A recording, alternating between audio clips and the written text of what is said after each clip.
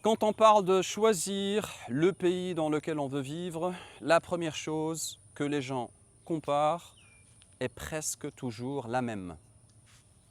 Le salaire.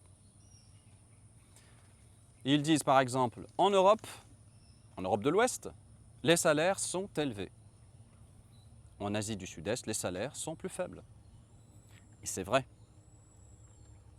En Asie du Sud-Est, les salaires sont plus faibles, mais cette comparaison est très, très incomplète. Parce que le salaire n'est qu'une partie de l'équation. En réalité, votre niveau de vie dépend de trois choses. Combien vous gagnez, combien vous payez en taxes et charges, et combien coûte l'environnement dans lequel vous vivez. Si on regarde l'Europe de l'Ouest, on trouve beaucoup d'avantages. Des infrastructures très développées, en théorie, mais qui ne font que se dégrader. Des systèmes de santé avancés, mais de plus en plus saturés, surtout avec le vieillissement de la population. Des transports efficaces, mais gangrénés par l'insécurité. Une grande stabilité, certes, toujours théorique, et à coup de propagande et de divertissement. Il y a surtout une réalité économique. Le coût de la vie est élevé. Prenons simplement quelques postes de dépenses. Le logement. Dans beaucoup de grandes villes d'Europe de l'Ouest, le logement est l'une des dépenses principales. Dans certaines villes, un appartement peut facilement représenter 30%, parfois 40%, voire même 50% du revenu du foyer. Vous payez tout simplement le résultat d'une spéculation immobilière qui n'a plus rien à voir avec le prix réel du bien immobilier. Vous nourrissez la cupidité des gens sans scrupules. Certaines personnes, des propriétaires multimillionnaires, qui amassent des fortunes sur votre dos.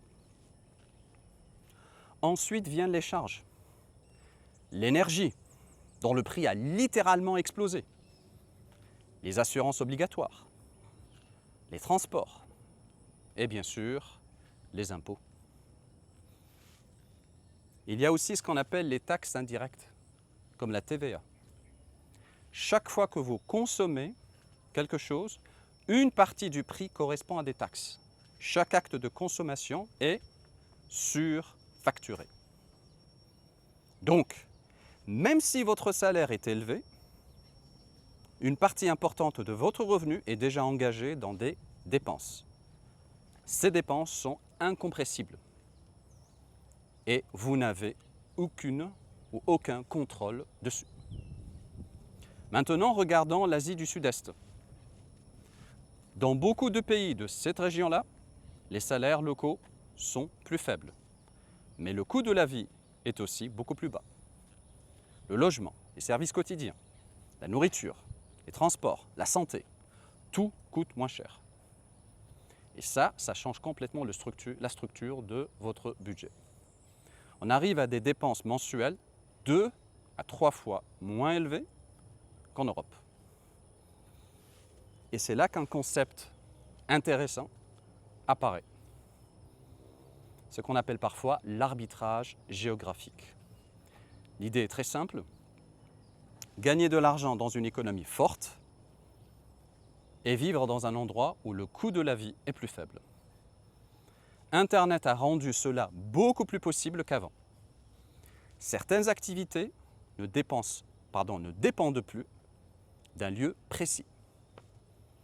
Certaines activités de conseil, les activités numériques, les activités en ligne, vous permettent d'avoir un revenu qui n'est plus lié à un endroit précis et qui fait que l'équation change et vous fait réfléchir différemment. Au lieu de vous demander seulement comment gagner plus, vous pouvez vous demander où vivre pour que ce revenu ait le plus de valeur. Et cela ne veut pas dire non plus que vivre ailleurs est toujours la meilleure solution, parce qu'il y a aussi des défis. Il y a l'adaptation culturelle, par exemple, la distance avec la famille, la langue, la compréhension d'un système local. Ce n'est donc pas une décision simple, j'insiste dessus. Mais comprendre ces mécanismes permet de voir les choses différemment. Au lieu de penser uniquement comment gagner plus, on peut aussi réfléchir à une autre question. Comment structurer sa vie économique? Les grandes entreprises, par exemple, font cela en permanence. Elles choisissent ou produire, ou vendre, ou investir, en optimisant les gains et en réduisant les coûts. Elles analysent tout. Mais très peu d'individus font ce même exercice pour leur propre vie. Pourtant, votre situation fonctionne un peu comme une petite entreprise. Vous avez des revenus, vous avez des dépenses, vous avez des investissements, et selon l'endroit où vous vivez, les résultats peuvent être très différents. Si vous retenez une seule chose de cette vidéo, retenez cette information. Le niveau de vie n'est pas seulement une question de salaire, c'est une question de structure économique personnelle. Si ce genre de réflexion vous intéresse, vous pouvez vous abonner à la chaîne. Je vais continuer à parler d'entrepreneuriat, de revenus en ligne et des stratégies qui permettent de construire plus de liberté. Si vous avez des questions ou si votre expérience personnelle sur ce sujet est intéressante et pertinente, laissez des commentaires. À bientôt les amis.